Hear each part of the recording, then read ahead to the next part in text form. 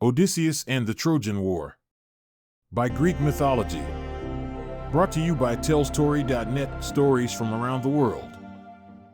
In the kingdom of Ithaca, on a rocky island in the Ionian Sea, ruled a king renowned not for physical might, but for his sharp intellect and silver tongue. This was Odysseus, whose wisdom and cunning would prove more valuable than 1,000 swords in the greatest conflict the ancient world had ever known, the Trojan War.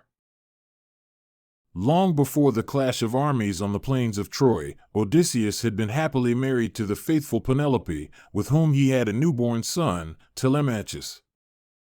The shrewd king had no desire to leave his family or his kingdom for war. Yet events were set in motion that would tear him away from his peaceful life for 20 long years. It began with a wedding, the marriage of the beautiful mortal Thetis to King Peleus. All the gods and goddesses were invited to the celebration, save one, Eris, the goddess of discord. Offended by this slight, Eris decided to sow chaos among the guests. She crafted a golden apple and inscribed it with the words "for the fairest," then cast it into the midst of the divine revelers. 3 powerful goddesses immediately claimed the prize: Hera, queen of the gods; Athena, goddess of wisdom and warfare; and Aphrodite, goddess of love and beauty. The dispute threatened to ruin the wedding until Zeus decreed that a mortal should judge which goddess deserved the apple. The chosen judge was Paris, a handsome prince of Troy who had been raised as a shepherd, unaware of his royal heritage.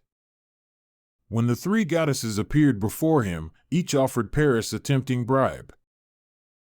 "Choose me, and I will make you ruler of all Asia," said Hera. "Select me, and I will grant you wisdom and victory in battle," offered Athena. "Award the apple to me, and I will give you the love of the most beautiful woman in the world," whispered Aphrodite. Paris, swayed by desire rather than ambition or wisdom, awarded the golden apple to Aphrodite.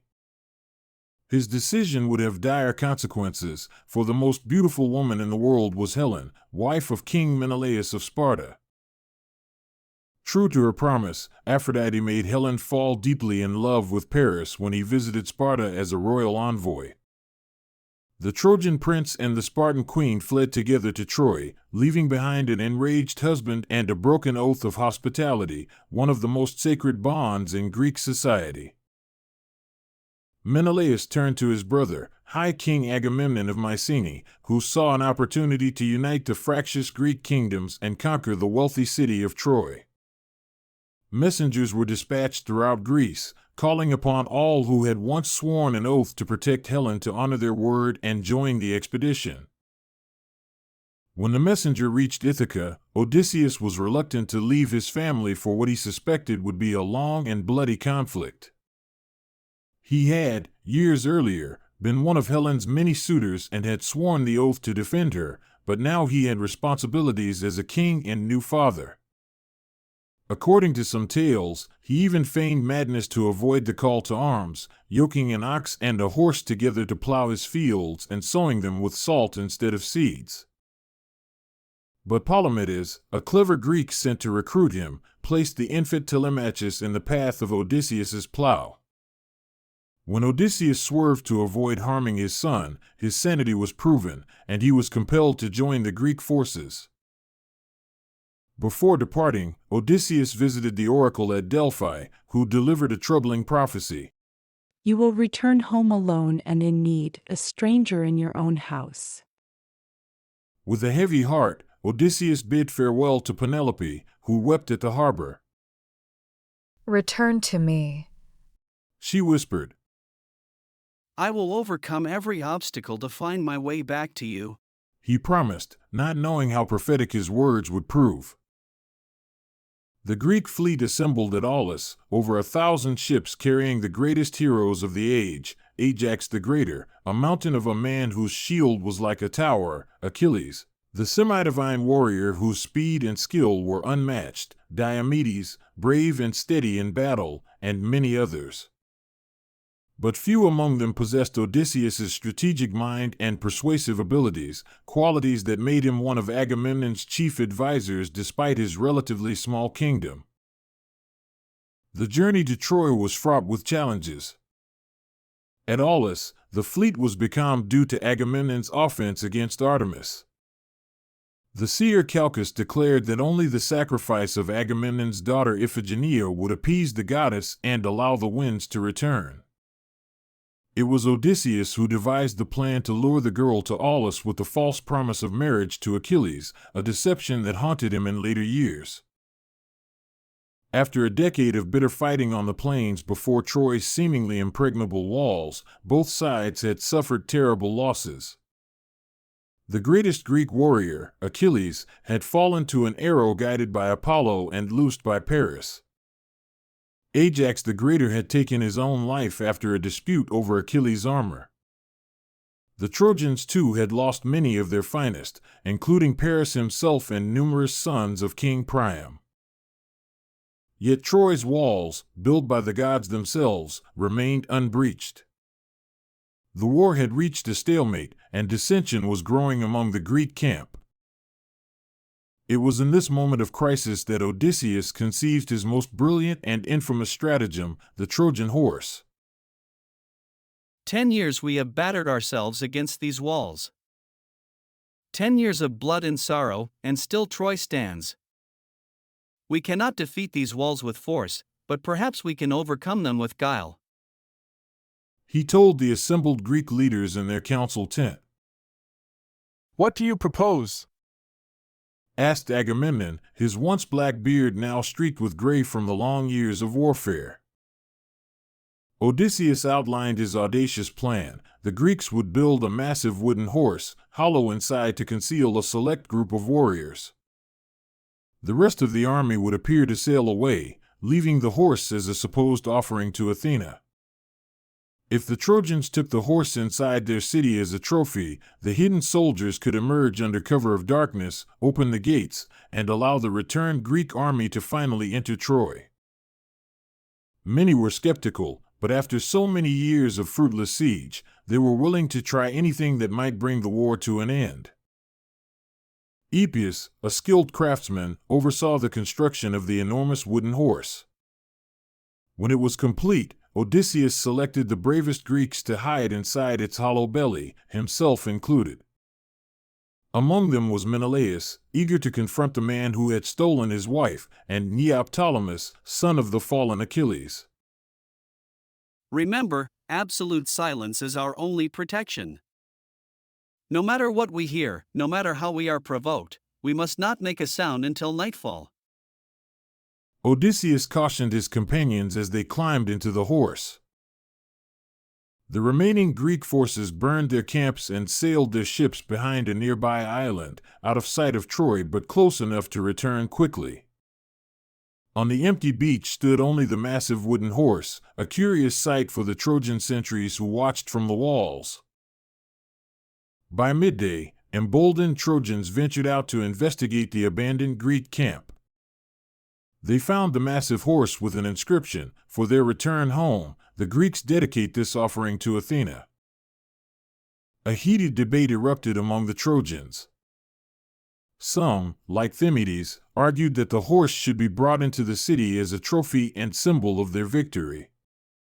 Others, including the wise priest Laocoon, were suspicious. Beware of Greeks bearing gifts, Laocoon warned, thrusting his spear into the horse's flank. The hollow sound nearly gave away the men hidden inside, but they maintained their discipline and remained silent. The debate might have continued had not two events seemed to confirm divine favor for bringing the horse into Troy. First, the Trojans discovered a Greek named Sinon, who claimed to have been left behind as a sacrifice. Sinon, coached by Odysseus, told a convincing tale of Greek treachery against him and claimed the horse was an offering to Athena that, if brought within Troy's walls, would ensure the city could never fall. Second, as Laocoon and his sons prepared to sacrifice a bull to Poseidon, Two enormous sea serpents emerged from the waves and crushed the priest and his children in their coils before slithering up to the temple of Athena. The Trojans interpreted this as punishment for Laocoon's desecration of the offering. King Priam made his decision. The horse shall enter Troy. The Trojans breached a section of their own walls to accommodate the massive structure, as it was too large to fit through the gates. With ropes and rollers, they pulled the horse into the heart of their city, celebrating what they believed was their final victory over the Greeks. As night fell, the exhausted Trojans, after years of siege finally giving way to revelry, succumbed to sleep throughout the city. Inside the wooden horse, Odysseus and his men had endured hours of cramped discomfort, controlling their breathing and remaining silent despite the terror of almost being discovered. When the city was quiet, Sinon lit a signal fire on the walls, visible to the Greek fleet waiting beyond the island. Then he opened the trapdoor hidden in the horse's belly. Odysseus was the first to emerge, carefully lowering himself to the ground by a rope. One by one, his companions followed, weapons at the ready. They moved swiftly through the sleeping city, slaying guards and opening Troy's magnificent gates from within. The Greek army, which had returned under cover of darkness, poured into the defenseless city. What followed was one of the most terrible nights in ancient history, the sack of Troy. The Greeks, their blood hot with 10 years of frustration and loss, showed little mercy. King Priam was slain at the altar of Zeus by Neoptolemus. The Trojan men were put to the sword, and women and children were taken as slaves. Odysseus himself sought out the house of Deiphobus, who had married Helen after Paris's death. There he found Menelaus reunited with Helen, whose beauty had launched the 1,000 ships and caused 10 years of bloodshed. Some say she had been a willing captive in Troy, others that she had been taken against her will. Whatever the truth, Menelaus, who had sworn to kill her for her betrayal, found his resolve melting away at the sight of her face. As the city burned around them, Odysseus felt no triumph, only a weary desire to return home to Ithaca, to Penelope and Telemachus, who would now be approaching manhood. Little did he know that his journey home would take another 10 years, filled with adventures and perils that would test his cunning and endurance to their limits. In the aftermath of Troy's fall, the victorious Greeks gathered their spoils and prepared to sail for home. But their treatment of Troy's temples and people had angered the gods. Athena, once their staunch ally, was particularly incensed when Ajax the Lesser violated her shrine by dragging away the Trojan princess Cassandra, who had sought sanctuary there. As the Greek fleet set sail, Zeus and Athena unleashed a terrible storm that scattered the ships across the Mediterranean. Many leaders never reached their homes, some drowned at sea, others were blown far off course to distant shores, and a few, like Agamemnon, returned only to meet death at the hands of those they had left behind. Odysseus's famous journey home, his Odyssey, would become a legend in its own right, a tale of endurance, cleverness, and the unquenchable desire to return to hearth and home despite all obstacles. But that is another story. The Trojan War, that great conflict born of divine discord and human passion, ended with the fall of a city once thought invincible.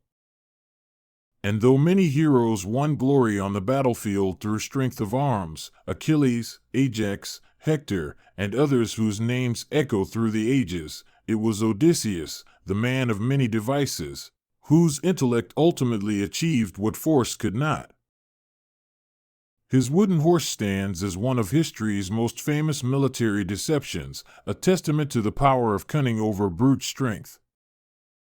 For while the mighty walls of Troy withstood 10 years of assault by the greatest army ever assembled, they fell in a single night to an idea, proof that sometimes the most powerful weapon is not the arm that wields the sword, but the mind that conceives the strategy.